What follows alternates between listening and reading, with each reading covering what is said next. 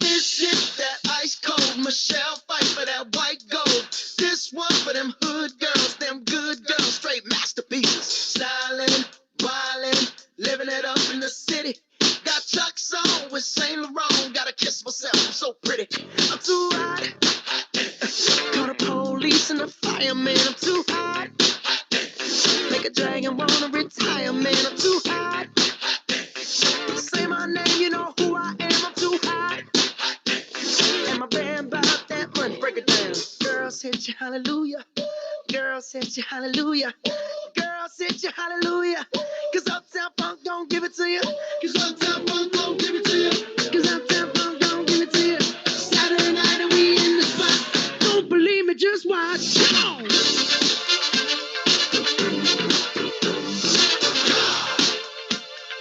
Don't believe me, just watch.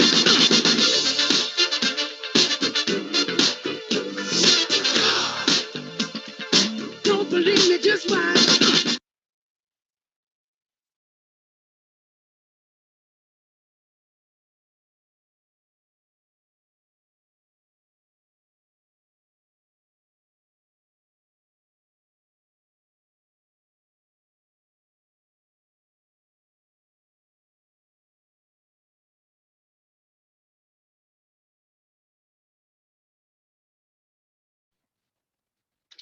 Good morning and welcome to the March Executive Breakfast Series presented by the American Heart Association's Young at Heart Ambassadors Group.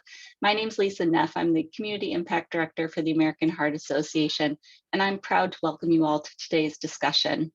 We want today's discussion to be interactive and engaging, so please use the chat box, which you can see below. As you have questions for our speakers, a member of our team will document those questions and we will circle back with you near the end of our program when we open the Q&A. For those of you who are new here, the American Heart Association's Young at Heart, sponsored by Harder, Seacrest, and Emory, is a group of young professional ambassadors interested in expanding their philanthropy through the mission of the American Heart Association. Through Young at Heart, members gain access to exclusive events, volunteer opportunities, and leadership ventures they normally would not get as a general volunteer for the American Heart Association. If you are interested in getting more involved with the Young at Heart group, we would love to invite you to join us. We'll talk a little bit more about some of the fun opportunities coming up near the end of our program. With that, I'm pleased to welcome and introduce my co-moderator for the day, Director of Development for the American Heart Association, Michelle Mason. Thank you, Lisa.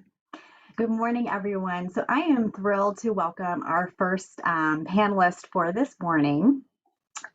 First up, I'd like to introduce Brittany Fruchtel. Brittany is the owner of Be Well Massage and Aesthetics, a wellness spa whose mission is to spread the concept of overall well-being, physically, mentally, and spiritually.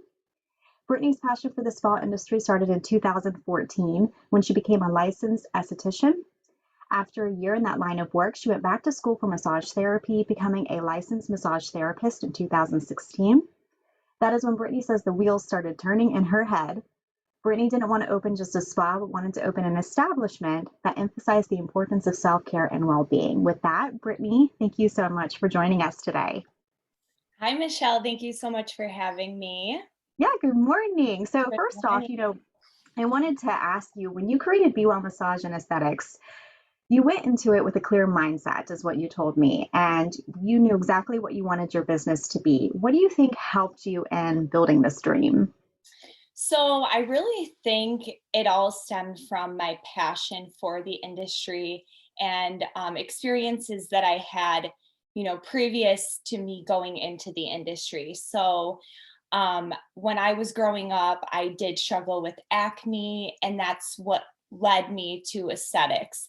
And right when I got into the aesthetics program, I knew that I found, what I was meant to do. I knew halfway through the aesthetics program that I wanted to go on for massage.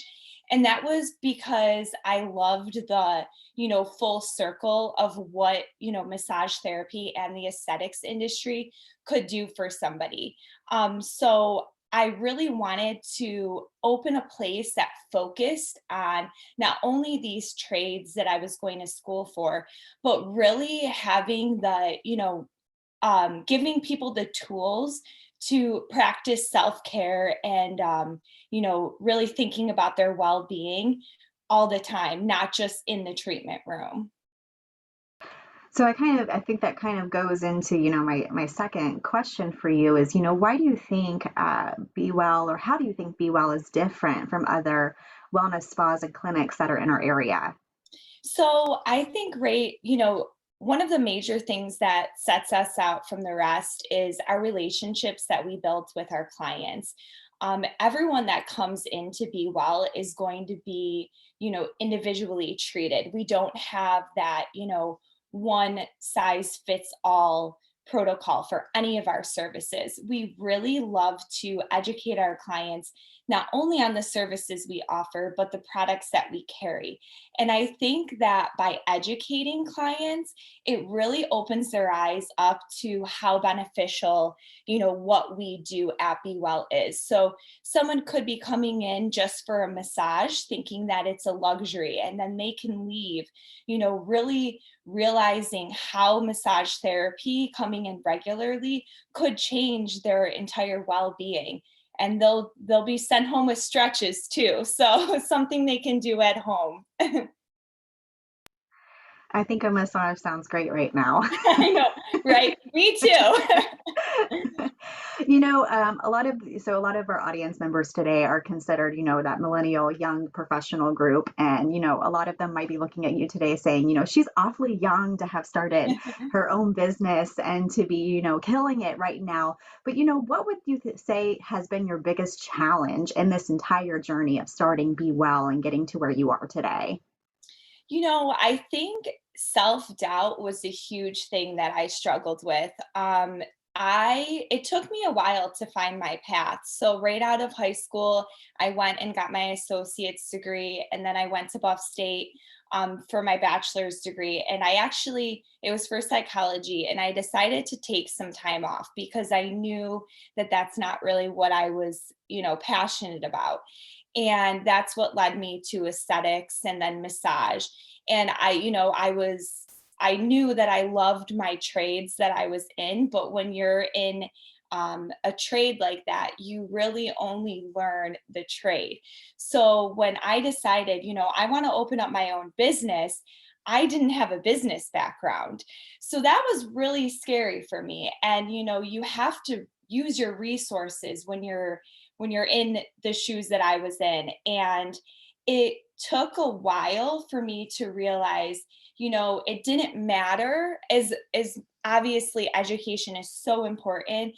And, I would never say don't go to school. I believe that, everyone should go and get the education. It just may take you a little bit longer if you decided to pick the path that I did and kind of start from scratch.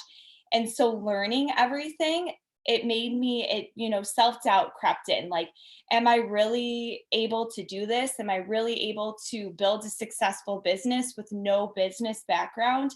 And when I finally, allowed myself to let go of that self doubt, and I grew as a person who was becoming a business leader, and I everything just started clicking. Not only in myself did it start clicking, but with my employees, with my business. And as soon as I allowed that self doubt to kind of hit the back burner, everything just started to fall into place. And that's when my business truly became as successful as it was today. That's great. Thinking about all of that and how you didn't allow self-doubt to kind of overrule your goals and your priorities, and you still had that clear mindset and vision of what you wanted to achieve, thinking back about where you are today and those challenges you've overcome and where you are say in the beginning, what would be your number one advice to somebody who is in your shoes, who has the same dream as you and just really does not know where to get started? I just think that learning as much as you can. I mean, we have the tools to learn so much now, with all the books, podcasts, local resources, networking groups. There's so much out there. And I would say to just do your research. And that's what I did. I I did frequent networking groups. I talked to other local entrepreneurs.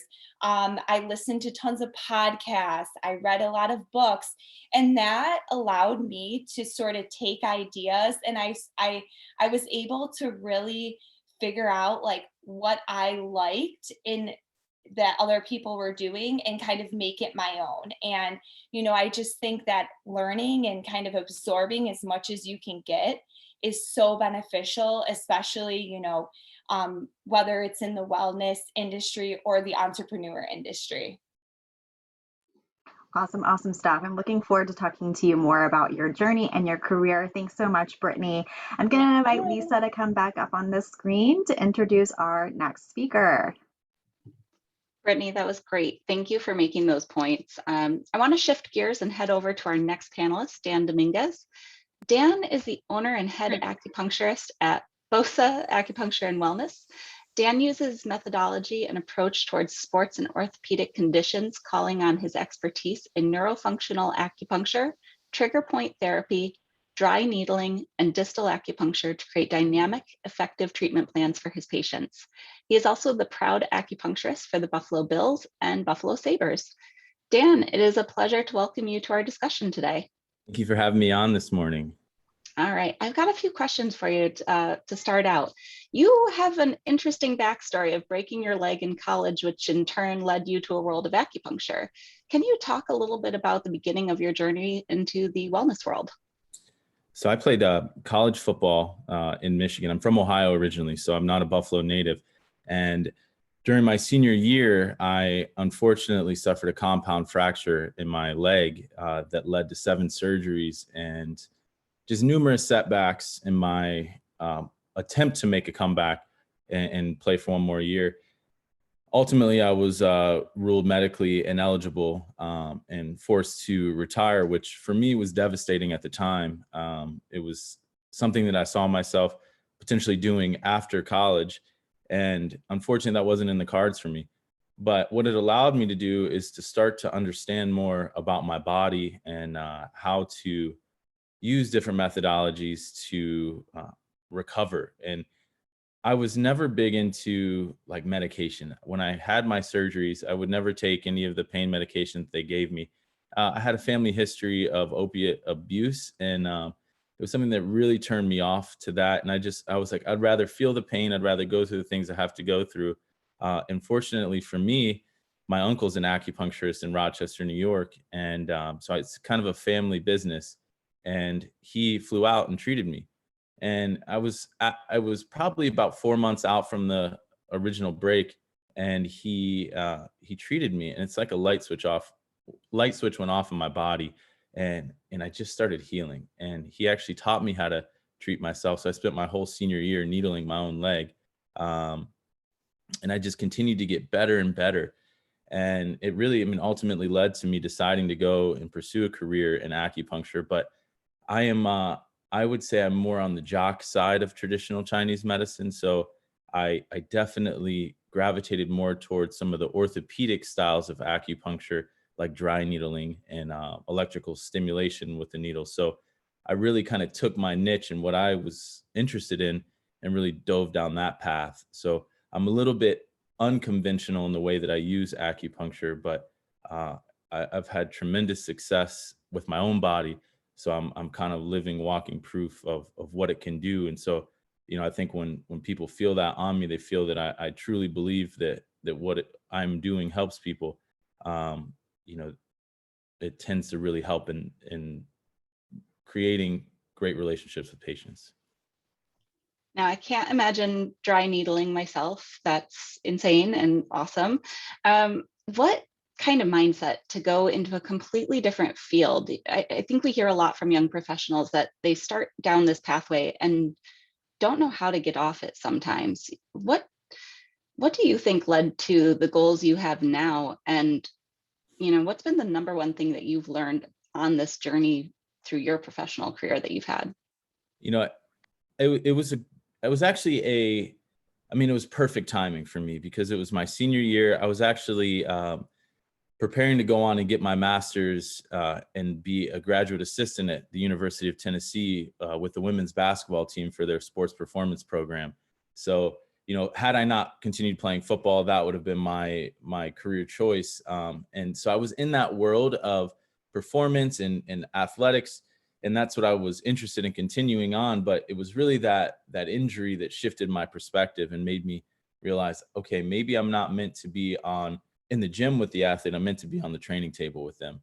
And, it was definitely a scary decision. I made it quickly because I graduated, and that summer I was on the phone like all the time with my uncle trying to decide, like, should I do this? Should I do that?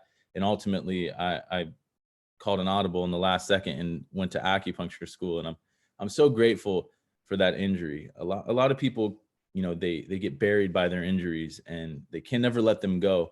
But I was very lucky that it happened to me, and I was able to find kind of my true passion out of that. I always tell people one career ended so that another could begin for me. And I think one of the hardest things was just soaking in all the different various methodologies of traditional Chinese medicine and kind of taking what I needed out of it and then progressing on. I have one track. So I always tell my patients, I'm a one-trick pony. I treat sports and orthopedics. If you don't fall in that, I refer you out. And I think having that clear mindset allows me to have a nice focus, and people know why they're coming to see me. And not a lot of people can say they are the acupuncturist for the Bills and the Sabres. How did you get to that point in your career? And so I started my career in Rochester, actually, and I had a private practice. And then the University of Rochester actually approached me and asked me if I had interest in starting their acupuncture program. And so I was 3 years into my career at the time, and it was a big, big opportunity for me. I'm definitely nervous to do that, but it went very well. I ran their program for 3 years. And while I was there was a student, and he happened to be brothers with the head physical therapist for the Bills. He had a shoulder problem from his days playing football. And he asked me one day at lunch if I would work on him. And I just so happened to really help him in that one session. So he called his brother and said, "Hey, there's this guy in Rochester. I think you should know about him." And I didn't hear from his brother for about 5 months. The day after Christmas in 2017, I get a call, and he said, "Hey, I heard about you from my brother. Kyle Williams hurt his back." And Kyle Williams was a defensive tackle for the Bills, who he's kind of like looked at as Mr. Bill. He's a great first patient to have if you're going to treat professional athletes. And I went to his house, treated him that morning while the physical therapist sat on the couch and watched me intently. And I was really able to help him as well. So I think, these opportunities, some of them, it's a combination of luck and being ready. And when you're prepared and you can do good work in that moment, I think it really helps. If I wasn't ready, maybe if this happens 3 years prior to that, I don't get the same result because I don't have the same knowledge and I didn't continue. I keep learning and learning so that, when these amazing opportunities come about, I'm ready for them. And then, slowly but surely I started transitioning to Buffalo because I had more and more professional athletes reaching out to get care. And before I knew it, I was spending every evening in Buffalo. I would work all day in Rochester, finish up about 7, drive out here and work on guys till about midnight for quite a while. So that grind, that being available for those guys really endeared them to me. And then eventually I was able to be asked to be the team acupuncturist and transition my business here and kind of restart in the community, because while Rochester and Buffalo are pretty close, there's not that many practitioners that kind of cross over that way. So I did a full reset. And I think having that relationship with the Bills really helped on the more community side of things and kind of endearing me to the Buffalo community. What would you say is the biggest challenge with having to do that full reset when you move somewhere? Well, I think for me, it was there was a very big factor of fear of failure, and that's, I think, a big challenge for a lot of people that are leaving something. Like, I was at the U of R, I built that program, it was running so smooth, but I was unhappy. I was driving 3 hours a day. I felt stuck. I felt stuck in a car every day. And I couldn't explain why, but I would get home and I would just be like, I love acupuncture, but I don't love my job right now. And that's not something I felt comfortable like continuing on with. But I was afraid.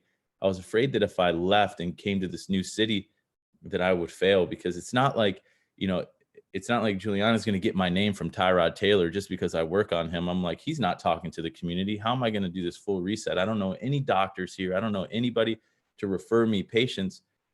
So that was probably the scariest part about it. But I was getting my hair cut, and my barber, who had started his own business, he said, "What are you worried about? If you fail, you just come back and you come back to Rochester and you do it again. People know you here." So he's like, what's on the other side of failure is really us stopping ourselves in our own brain. And so taking that leap was difficult for me at first, but I'm so grateful that I did, because I love Buffalo and I'm so happy to be here. And, it really reminds me of home more than Rochester. I feel like Buffalo is much more Midwest, me being from Ohio. The people are more my speed. I love those points you made about finding your passion and overcoming that fear factor. I'm going to turn things back over to Michelle. Dan, we look forward to hearing from you later with the Q&A portion. Thank you. Thanks so much, Dan. Really, really loved the point that you made about being ready and, that it was luck. I think those are all really, really great points to have. So with that, I am so pleased to welcome our third speaker today. Dr. Juliana Marcianak earned her Bachelor of Science degree in Sports Medicine and Exercise Science from Canisius College, where she then went on to earn her Doctorate of Chiropractic from DUville. Dr. Marcianak is certified in CAATE, Commission on Accreditation of Athletic Training Education, Spider Tech kinesiology taping, as well as various forms of adjusting techniques, all things I have no clue about. And as owner and lead chiropractor at Peak Performance, Dr. Marcianak aspires to help people with pain achievement, peak performance health levels. Doctor, thank you so much for joining us this morning. Thanks, Michelle, for having me. It's a pleasure. Yeah. So, I wanted to first start off, tell me a little bit about what made you want to go into chiropractic medicine. Sure, absolutely. Originally, I was in school for athletic training at Canisius, and I had a strong passion for helping injured athletes. I loved working with the athletes because they were always motivated to get back, to return to play as soon as they could. But I also knew ultimately, as I grew older, I wanted to have a family and I wanted to become a mother and a wife. And unfortunately, with athletic training, working with sports teams, sometimes the hours can be very late at night. You're traveling a lot with sports teams. So at the time, I actually got a part-time job working at a chiropractic office as a receptionist. And I one day had to do an externship for Canisius. And I said, I want to do my externship and go in the room with the doctor and see why everyone comes out of their appointment so happy and feeling just so great. So I actually externed with the chiropractor I was working as a receptionist with. And I absolutely fell in love with the profession. Prior to that, I had never been to a chiropractor. I really didn't know much about it. So I really took a liking to him and his practice and kind of absorbed like a sponge everything I could off of him. And next thing you knew, I was in chiropractic school, and I just thought that would be a better fit for me as I, grew to be older. This is awesome. Did you, when you first started, I mean, this isn't something that you were going into, like you just said, but when you first started, did you ever think you would own your own practice and be doing what you're doing today? No. So when I was an athletic training major, I knew eventually I wanted to own some sort of a wellness center. I had this concept that I wanted to do physical therapy, massage, have doctors involved, and have this big wellness center that we could be a one-stop shop for care, which has now actually become more of the trend in healthcare, which is nice. However, I didn't know there was limitations with licenses on who you can hire, how, what professions you could bring under one roof in New York State. For example, like a chiropractor can't hire a physical therapist, et cetera. So it's always important to know what state you're practicing in and what their rules are as well. Once I became a chiropractor, I knew I could involve some massage therapy. So a couple years ago, we grew and expanded our practice. So now we have 4 chiropractors and 8 massage therapists. So we created my version of what I like to call a little mini one-stop shop. So my dream still came true, just kind of in a different way. Very, very cool. And, you know, thinking about, you know, one of the questions I asked one of the other panelists earlier is, you know, thinking back about where you were when you first started and thinking about where you are now, you know, what would be your number one advice to your younger self? Absolutely. Confidence. Whenever I even bring a new associate chiropractor on fresh out of school, I have the discussion with them about confidence. Being a young professional, in one regard, it can be a struggle because people look at you as a young doctor, and sometimes they think you're the office manager because you're so young, and they don't realize that you're the doctor. That happened to me the first week I was in practice. But just having the confidence when you get your patient or client, whatever profession you're in, behind those closed doors, and being confident in what you're telling them, being confident in my case, in the diagnosis, being confident in telling them when to come back for treatment, and just being confident in the exercises and health information you're giving them, and the way you deliver it is so important. The more I saw patients and had the experience, the more confident I got. And then I also learned over the past 8.5 years that not to become complacent. You know, every field is always changing, especially the medical wellness field. For me recently, technology, we had to totally update our whole practice management system. So the field is constantly changing. Technology is constantly changing. Stay current. This is the way your patients and clients are going to find you. So essentially, if no one's hearing about you, no one can come to you. So again, staying current on trends, staying current in your profession, staying current on technology, and that will ultimately, hopefully, help you get the word out about what you're doing a little bit more. Yeah, you know, something you said really resonates me is, you know, having confidence in what you're doing. I think it kind of couples a lot with what Dan was saying, was also being ready and being confident. I think that's one of the key things in starting out any career or changing or doing whatever you're doing in your career. So really, really great point there. One last question for you before we open up the panel part of our discussion. You know, one of the things I find most captivating about your background is that you were a competitive dancer for about 15 years. I was a competitive dancer as well. So that's why I find it so captivating. But how did your life of dancing kind of help set you up for success for this world and life of being a chiropractor? Sure. I think in a couple different ways, actually. And I just had this conversation with the patient earlier this week because they were telling me they got their daughter involved in dancing. And I said, you know, I stem back to starting a business to dancing, and I used to sing as well, getting out onto a stage. And again, it comes back to confidence. You know, being able to take that leap to get on stage and have a presence without having the fear of not being in that situation. So just again, being able to perform on stage, having the confidence that, you know what, if I don't win this time the competition, or I don't hit that note while singing, it's okay. There's always going to be a next time. But just having the confidence to get out there and do it can relate to starting the business. No one's going to tell you if you're going to have great success or if you're going to fail. I've heard many stories of both, but if you have the passion, the drive, the confidence, and don't become complacent, you know, you should be able to succeed if you put the effort towards it. But also dancing, oftentimes I would notice I enjoyed just the physical movement. I enjoyed dancing, and then eventually that passion grew into working out, and then I became a trainer for 12 years.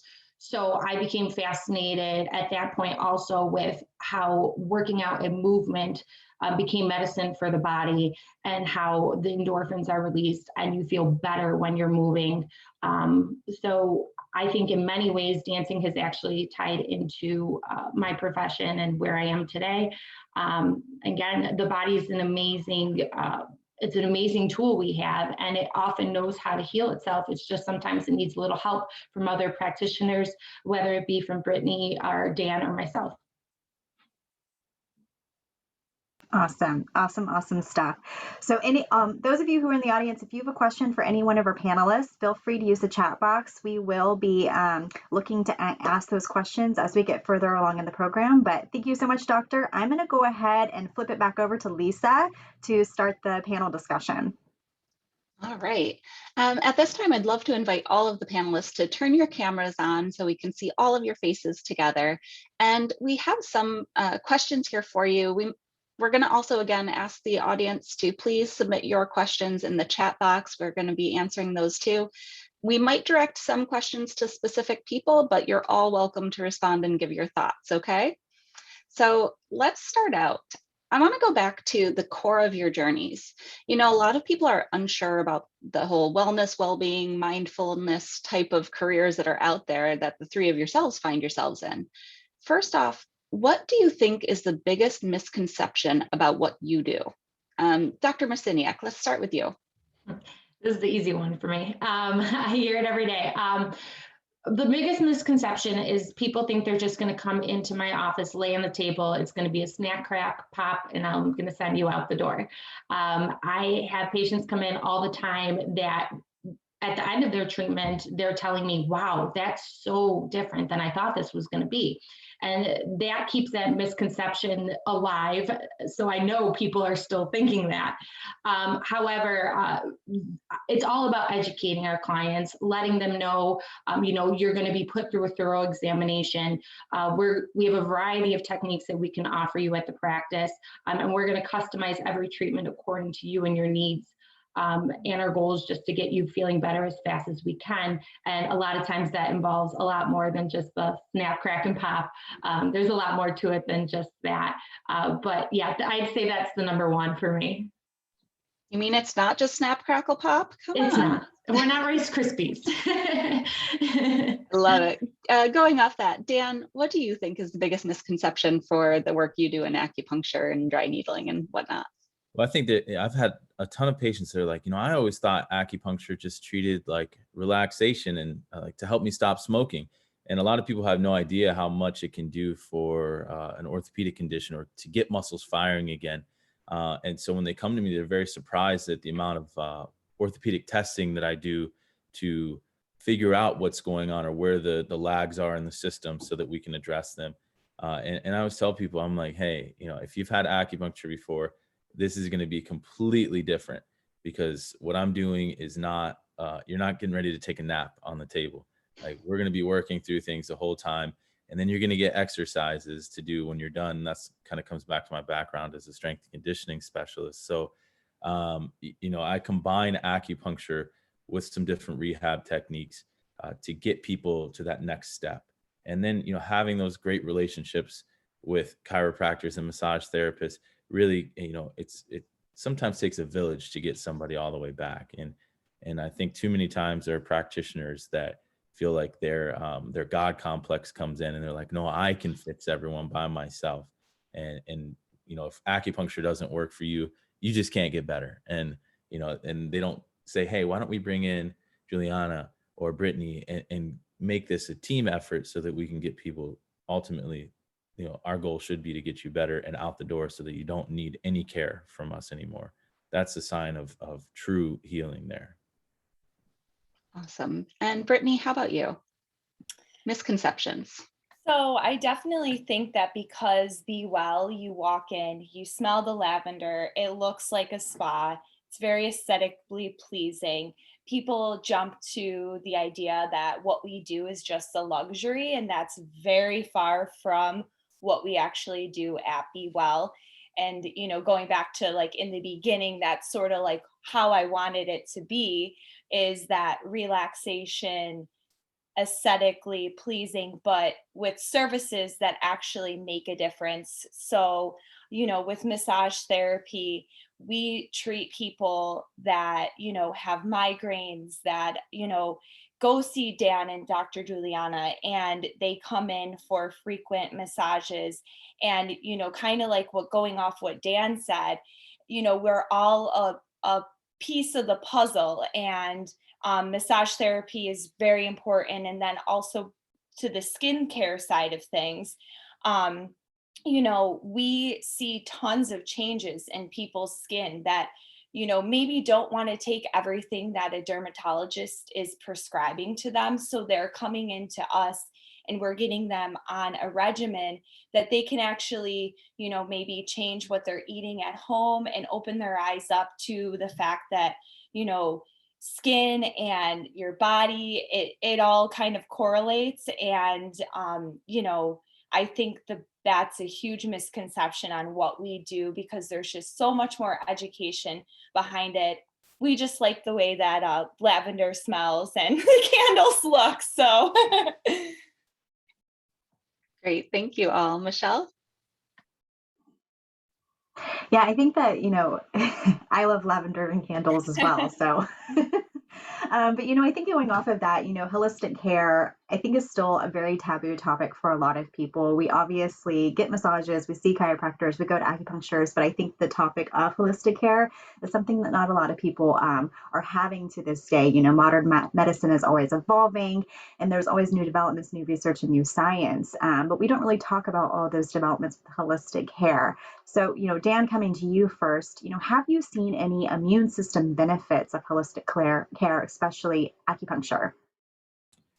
You know, there is some research that states that with the application of acupuncture, when done in the right spot, that it actually increases T cell production. T cells are your immune markers.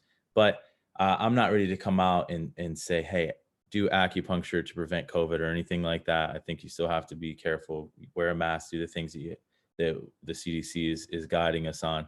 But, you know, from a general perspective and looking at, if you're managing your pain and you're managing your stress and you're moving, then your immune system will function at a higher level. And that is proven. So if acupuncture is a piece of that puzzle, or massage or chiropractic for you, that gives you a sense of calming, and you're getting better sleep because you're not in pain, then you will heal and you will stay at a higher level than if you're getting 3-4 hours of sleep a night because, you know, you're in pain or you're uncomfortable or you can't shut your mind down. Lisa, I'm going to flip it back over to you. Thanks so much, Dan. All right, before the next question, Dr. Marciniak or Brittany, do you have anything you want to add to that? I'll add something too. Yeah, a lot of your wellness practitioners too will look at the person as a whole from a wellness perspective. So we're going to ask you about your sleep patterns, your caffeine intake, your alcohol intake, you know, your workout regimen. So just because you're coming to Brittany, Dan, or I, oftentimes we're going to take a keen interest in your complete well-being. It's not just going to be what you're coming into us specifically, what issue you're coming in for, because a lot of, from a wellness perspective, is looking at the big picture, because it's not always just one thing that might be causing your pain or condition. So yeah, I just wanted to throw that in there as well. I also want to say that I think when people are more prone to getting massaged regularly, going to see an acupuncturist, or getting adjusted, they're bringing in healthy habits into their life. And then that's going to trickle down into some of the decisions that they may make on a daily basis, whether it's, you know, getting to sleep early to get that amount of sleep, or fueling their body with whole healthy foods and moving their body. So, you know, getting people on that healthy habits, I think, is so important too. Those are great points, you know, and Dan, I go back to what you said before about not wanting to be on pain medication. And I think back to my own journey over 15 years ago now, where I actually got massage therapy for treatment of tension headaches because I didn't want to be on medication for it. And at that time, it was kind of newer for doctors to actually write a prescription for something like that. And it was so much easier and better for my health, and it worked for what I wanted. So being an advocate for your self-care, for holistic medicine, is really important too. Most of our Young at Heart members are in that millennial age group of early 30s, late 20s. We tend to not take care of ourselves maybe in the same way our mentors, our parents, our grandparents do. And let's face it, stress, anxiety, and depression do tend to run higher in our age groups. Why do you think that this holistic care and wellness are something that we really don't pay attention to, and why should we? I'm going to open that up to the whole group. Yeah. So, I think that at this point in our lives, a lot of people are still pushing to get to where they want to go. So they have their head down still. They haven't really come up for air. And so everyone's kind of in this building phase of their life or their career or looking for a partner in life. And so, and we're also still kind of building our, I would say, spare change for things like acupuncture or chiropractic or massage. So we don't really look at ourselves like, I can take care of myself yet. I still need to get to this point. But I think on that journey, a lot of people get burned out and a lot of people kind of lose themselves along the way. And so they ignore some of the things that are maybe talking to them, but not screaming at them yet. And those are the things, as you get older, as an aging athlete, that you wish you would have paid attention to when you were in your late 20s or early 30s. So, I always encourage young adults to check in with your body, do some looking in the mirror and say, do I need to address this? Can I keep pushing forward? Or will I eventually kind of, fall off the cliff if I don't take care of this when it's smaller? But it's a lot easier to fix a problem. Or my favorite Chinese proverb, it's a lot easier to dig a well when you're not thirsty.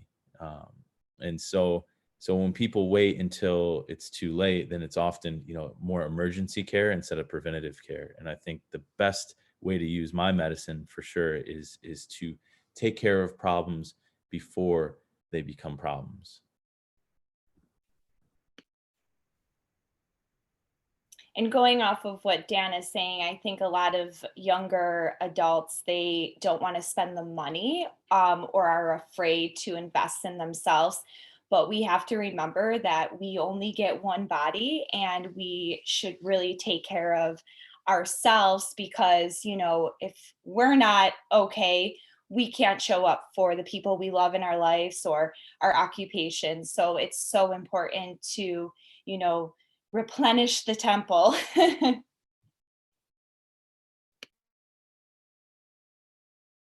Yeah, I'm going to agree. These two hit on everything that I would have said. So I 100% agree with Brittany and Dan. Thank you. I'm going to turn it back over to Michelle. Yeah, I love that, really taking the time to invest into yourself. I think this is something that we all really struggle with. I mean, I would say personally myself, being a mother of two very, very small toddlers, investing time in myself is something I don't really get a lot of time in, but really resonates with me. We, like what Brittany said, is we only have one body, so we really should make self-care a daily routine for ourselves for sure. So really, really love those thoughts. But, going into that, I think a key piece here also is strengthening your body, whether it be through massage therapy, chiropractic, or acupuncture. From an HA standpoint, strengthening your body, taking care of yourself has actually really shown to reduce your risks of cardiovascular disease and to reduce those stress levels. So, going off of that, why do you think it's really important for young professionals to look at this opportunity of self-care to, coupled with advocating for their own heart health? And Brittany, I'm going to start with you from the massage therapy standpoint. So there are tons of benefits for massage therapy that you can get. Some of them are increasing the lymph system. But I think the most obvious is, you feel great after a massage. And let's face it, we're all crunched over. We're looking at our phones 24/7. So, when you're feeling good, you're going to be more productive. Nobody wakes up in the morning and is like, oh my God, I feel like crap. I'm going to get a ton done, and you're going to feel good about it. So I think, the whole mindset of you want to feel good throughout life. You deserve to feel good. So, implementing these sort of self-care routines, they're going to make you more productive, and they're going to get you a lot further, I believe, in your everyday life. Going off of that, Dan, Doctor, do you have anything to add to that? Any daily routines that you would, want to give advice to our young professional group? Yeah, I think you guys all hit home with self-care. I myself too am a new mother. I have a 1-year-old, just celebrated her first birthday on Sunday. And the struggle became real when I added an additional life on how to make time for myself between running a business, seeing my patients, and being there for my family, not only as a mother, but as a wife too. So practicing good time management can definitely help reduce stress. If you plan on owning a business, time management is going to be huge, because we can all be workhorses and workaholics. But if you're not taking care of yourself and getting massage, getting acupuncture, getting chiropractic so that you can function optimally, you're not going to be able to provide the best care for your clients and patients. Yeah, I agree with everything said so far. And, it was when I was starting my business, I had my head down. I moved to Buffalo, and I felt, I was 29 years old. I had been practicing for a couple years, did a full reset, and I pushed hard. I was working long hours. I just been working long hours and making a long commute. And I did start to suffer from that burnout. So I kind of look at it as someone, I've been there. I know what it feels like. And now I really, it's very easy to try to be a people pleaser and say yes all the time, but you have to have that boundary and that hard line where you say, look, this is important to me. I want to do this for the rest of my life. How do I make sure I do that and help as many people as possible, but also feed myself and make sure that I'm taken care of? And that for me, is biweekly treatment of some sort. I either get a chiropractic adjustment, a massage, or acupuncture. And I'm fortunate that I have a nice wellness team around me to help keep me feeling good. But I'm a big believer in movement as well. And for me, I noticed that I don't have the time in the evening to give to myself. So I take it in the morning. So I'm up at 5 a.m. every morning so that I can go and work out and make sure I get that done and give myself something. And that's what I give myself, is that time in the morning where no one needs me. I'm on my own. I don't have to answer emails to patients or take my dog for a walk or do any of that. It's just my time. And I think it's important to carve that out somewhere in your day where you give yourself at least an hour of time so that you can recharge your own system. Definitely. I think what you said there is movement is so important. The American Heart Association advocates for 60 minutes of, vigorous or moderate activity a day, whether that be walking or chasing after your kids in my instance, or, doing anything just to get your body moving and your heart pumping. So I think that's so great. I am going to pass it back over to Lisa. And I want to direct a question to Brittany. One of the things I found striking about your business and your motto for life is being a resource for your clients and building that personal relationship. What and how do you advocate for your clients? So I would say just, we really educate them on why self-care is so important for everybody. And we love to not only educate them on what we're doing in the treatment room, but giving them tools to practice that on their own and sort of holding them accountable to make sure that they're doing that. I mean, frequently stretching and moving your body is wonderful. And, what you're putting on your skin and wearing sunscreen. And, you can obviously, coming into Be Well, you're going to be setting aside that time, but we really push on our clients that you should be doing this at home. we sell skincare products, like I said. So buying stuff and doing a mask at home and, shutting your kids out, finding the time to do it where you're by yourself and you can read your favorite book. And, you really should be putting yourself, first. I know it's hard with kids and whatnot, but you should be setting aside that little amount of time. Like Dan was saying, if working out fuels your fire, then you should be waking up and you should be doing that for yourself, because you will start seeing it in different aspects of your life. Thank you for that. Michelle, over to you. Yeah, so awesome. So we have about 10 minutes left in our program. So anybody in the audience, if you have a question for our panelists, now's the time to go ahead and start asking those questions in the chat box. We'll get to each one of them as fast as we can. But, going back to kind of the young professional sphere, there's a lot of people who are really interested in, kind of this holistic care, wanting to go into chiropractic, massage therapy, or acupuncture. And, like we've talked about a couple times now in this discussion this morning, they just really don't know where to start or who to talk to or how to advocate for themselves. So, what would be your advice to getting started, starting their own business, or finding a mentor to help them get started? Yeah. Dan, I want to go ahead and start with you first on here. Well, I would say, it definitely choose a career path that fuels your passion. I think it's important to wake up every day and love what you do. And that is a tough ask of a lot of people. I think it's hard to find that, but I wouldn't be satisfied with just okay in that aspect. If you wake up and you hate your job, you're not in the right job. And I'm not saying to leave it immediately, but really start, exploring other options. I've had numerous people that were patients who have gone on to acupuncture school or go into the healthcare field. And I always say, definitely spend a day in the shoes of whoever it is that you feel you want to emulate or become.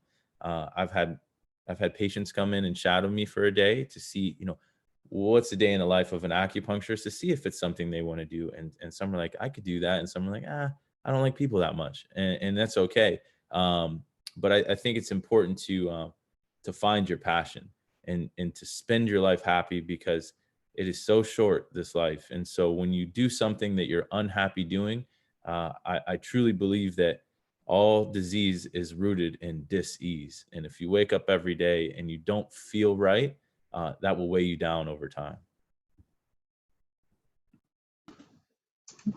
Definitely. Doctor, I want to go over to you next. Any advice you would give to up-and-comers wanting to get into chiropractic? Definitely being proactive. Make the phone call to a chiropractor that maybe you've been following on Instagram or Facebook, or maybe they graduated from school you're looking into years ago, and tell them, hey, I'm looking maybe to go to Duville for chiropractic, and I saw you went there. I've been following you. I look up to you. Can I come in and shadow for a day? Can I do an externship with you? Maybe can you just take 10 minutes and chat with me on the phone about some concerns that I have. There's a lot of learning to do whenever you're going into a new profession, but definitely if you find your passion, it won't be viewed upon as work so much. You'll actually, enjoy it every single day.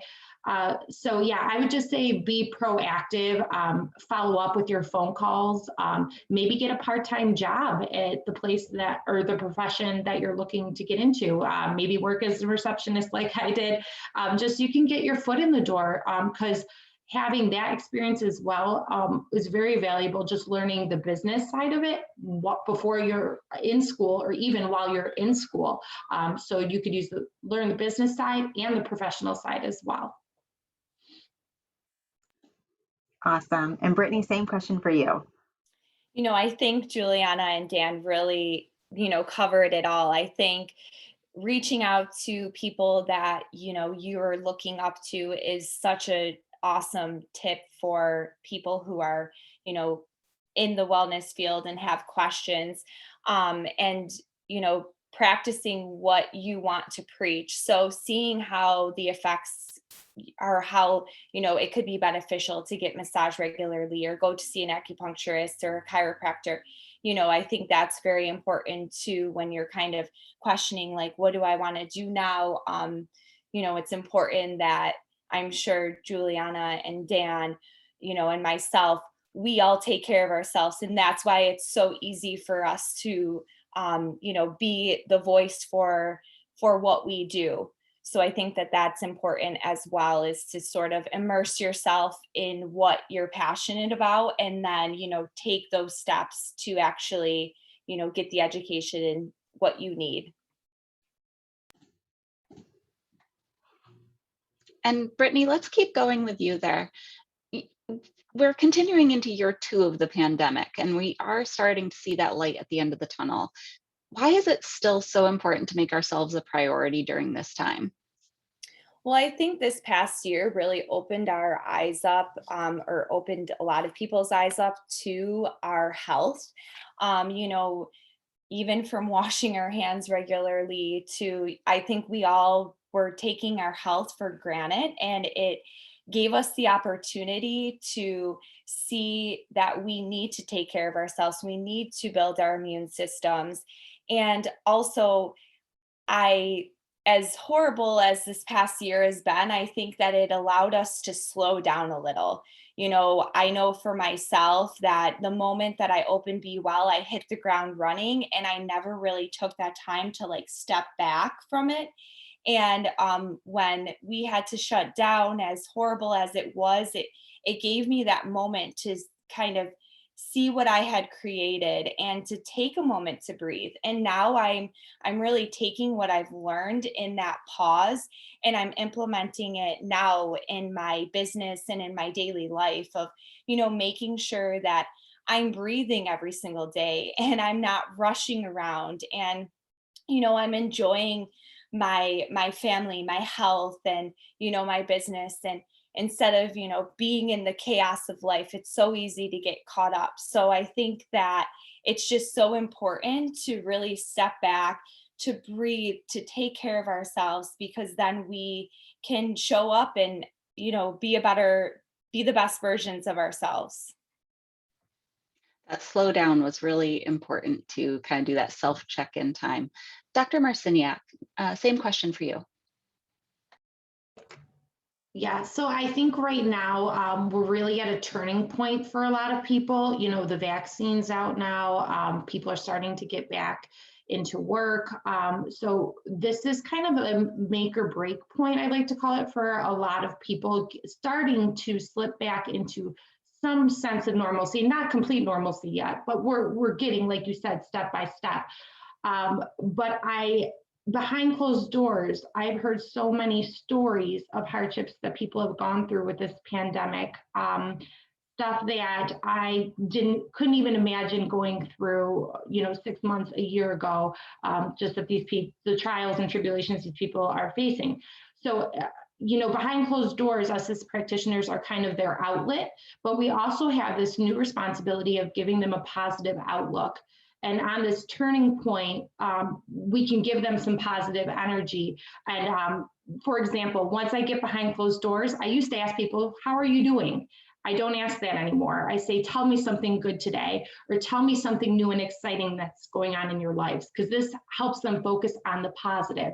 We're so inundated right now on the news and the media and the negativity this past year, and we just need to start turning the table into a positive way of thinking, and getting all of our patients just thinking more positively on the future and what it has to bring, because life is going to continue, and there's a lot of good out there. We just need to start looking at things with a more positive mindset. Great, thank you so much. And Dan, I'll give the last words on this question to you.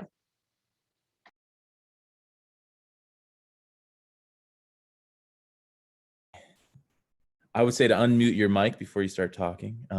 But no, really, I think, if I had to recommend a book, if people are like, maybe they got furloughed, maybe they got laid off, maybe they're, looking for that next step. I read a book years ago that meant a lot to me, and it was called Find Your Why by Simon Sinek. And I think that that's an important book for me. And I think it's an important message to share, is to figure out your passion and find your why. And if you can do that, then I think you'll wake up a lot happier every day. But I agree with what everyone said, in that it is important to start to spread more positivity and try to pull everyone up to your level with you, and make sure that we are doing our part to not only help people in pain, but hear them. Because I think in traditional medicine, nowadays, when I worked at the U of R, doctors were in your room for about 5 minutes. So half the time they're looking at their watch and they're already thinking about the next patient. So just being able to talk and listen is important. And I think that's a skill in its own, is just to hear people. And sometimes that's all they need is someone to hear them out, and that makes them feel better. So I appreciate you having me on today. This was great.